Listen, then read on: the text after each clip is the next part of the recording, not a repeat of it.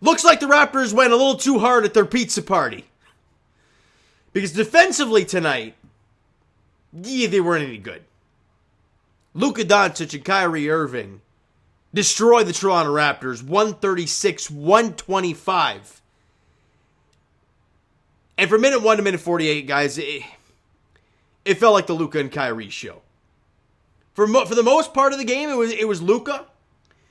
But then in that fourth quarter, Kyrie just went off.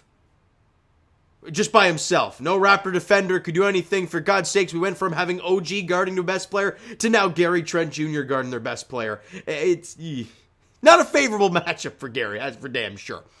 As you lose 136-125 to the Dallas Mavericks and fall to 22-37 on the season. Now, the first half, it was entertaining. Both teams couldn't miss offensively. You were down 2 after 1 quarter of play, but then you win this second quarter by 3, and you're up by 1 at halftime. I think it was like 67-66.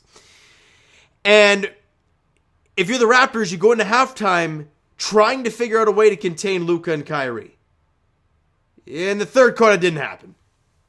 In fact, the Raptors' offense went quiet, and that was curtains at that point, because they dropped a 40-piece in the quarter. And Luka went off in the third. And you're down by, 14 at the end of 3 quarters of play. And even in the fourth quarter, whenever you saw a mini push from the Raptors, it was answered by either Luka or Kyrie Irving. And, you won the fourth quarter by 3, 33-30, but who cares? Tough one. Look, they're 22-37. I'm not going to overreact to a loss, but I will say that defensively, that was ugly. I think that's putting it lightly as well. However, let's get to the positive stats and the player stats, because that's where everyone wants to talk about, right? It's wins and lessons, right? You won 3 in a row, pizza party, all that stuff. You lost today. Where are the positives? Well, Scotty Barnes, look, the percentages wasn't there. 9 of 22 shooting and still 0 of 5 from 3. But 40% from the field's not great. So he struggled shooting the rock today, but I felt all game long his energy was there. The looks were there. 19 points, 11 boards, 7 assists on an off night for Scotty. I'll take that and get 3 steals and a block as well. Fine. He was fine tonight. RJ, as usual, getting downhill and being a menace. 26, 5 and 6, 9 of 16 shooting, 4 of 9 from the free throw line, 4 of 6 from 3. Yeah, that makes total sense. And he was a -6 in the floor, but I'm not going to even talk about plus minus in this game. Jakob Poeltl, I'm baffled, absolutely baffled that he played tonight. After seeing what happened in the final part of the Indiana game, and him obviously not playing, and it being the same ankle that he got injured with earlier in the year, he was out an extended period of time. I'm shocked he played tonight. He looked fine. Right? 16, 7 and 6 for Jakob, 7 of 12 shooting, 2 of 3 from the free throw line, and 4 steals and 2 blocks today. He was great. Jakob was good. IQ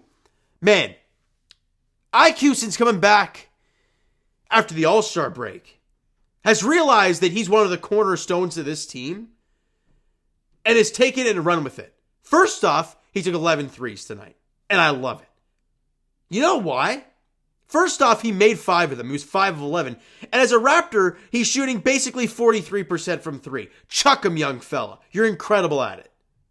28 points, 5 boards, 9 dimes for IQ. 10 of 18 shooting, 3 of 4 from the line. As I mentioned, 5 of 11 from 3. Had a couple steals in the game as well. So good stuff there. Now, Gary Trent Jr., 11 points, 4 boards, 3 of 8 shooting, 2 of 5 from 3, 3 of 4 from the line, 1 steal. But my God, watching him trying to guard Kyrie is... it's kind of tough. If it ain't a steal for Gary, it's either a foul or you're getting look stupid. That's pretty much what it was tonight for Gary. Kelly Olynyk, the only double-digit scorer off the bench. He had 13 in 17 minutes, 5 of 10 shooting, 2 of 2 from the line, 1 of 2 from 3. Grady Dick, 7 points, 3 boards. Only played 18 minutes today, 3 of 6 from the field, 1 of 3 from distance. Was a -14 in the 18 minutes there, more or less in that third quarter. And I got to say something. What does Bruce Brown do here? You see you see what Grady Dick can do, right? He's got that three-point shot. Ochai Agbaji, who only played 8 minutes tonight.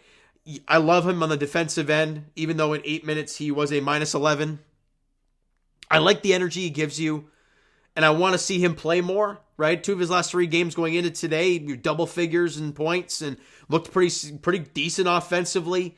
He doesn't get a run today with only 8 minutes. Grady only played 18. But there's Bruce Brown playing most out of any bench guy at 21 minutes and was 0 of 5 from the field, 0 of 2 from 3, and -12 in 21 minutes, only had 5. Didn't really do anything. And also, we got an outlet pass from, oh God, I can't remember who passed it, a wide open layup, and he botched it. And we're playing this guy in the fourth quarter when you're trying to come back in a game. It's kind of tough. It's kind of tough to watch him out there. But no matter what, most of the Raptors had a pretty good game today offensively. Again, all these numbers that I'm reaming off and talking about how they had a good game, it's offensively.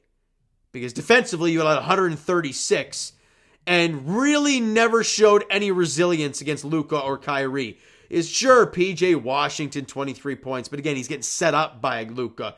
Same with Tim Hardaway, right? Luka had 30, 11, and 16 today. 16 dimes, 30 points, 11 boards. Nuts. With only 1 made 3. He was carving them up. Kyrie, 29 points on 11 of 20 shooting. Money. You know, and it just felt like all game long, those guys just had it on a string, and they were just playing with the Raptors.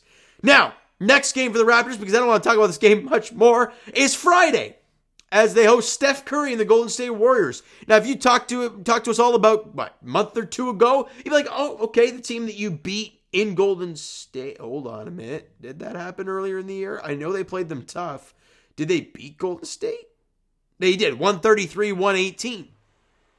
But this is a very different squad. As in, the confidence. They won their last game, albeit it was against the Wizards. But they're 8-2 in their last 10. They're 3 games above 500. They're playing a lot better basketball. So for the Toronto Raptors, who have been playing decent basketball since the All-Star break, I loved their first half today.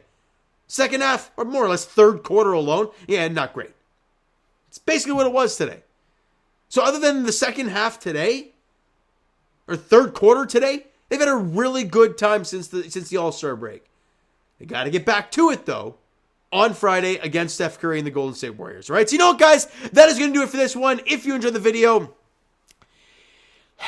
and not the result, but some positives from the Raptors, because there are a few from this game, hit the like button. I do appreciate it. Hit the subscribe button. You guys not already, comment down below your thoughts on the video, your thoughts on the game. Would you like, would you not like from today's game for the Toronto Raptors? Twitter, Discord, Instagram, TikTok, all that stuff is down below. So follow up there if you're not done so already, and I will talk to you guys Jay's Edition Sunday as they, well, we'll be recapping this past week's games. They won 3-2 today, so we'll talk about that. Leafs Edition tomorrow as they host the Arizona Coyotes. And let me quickly check to see if they've said Joe Wall's in net.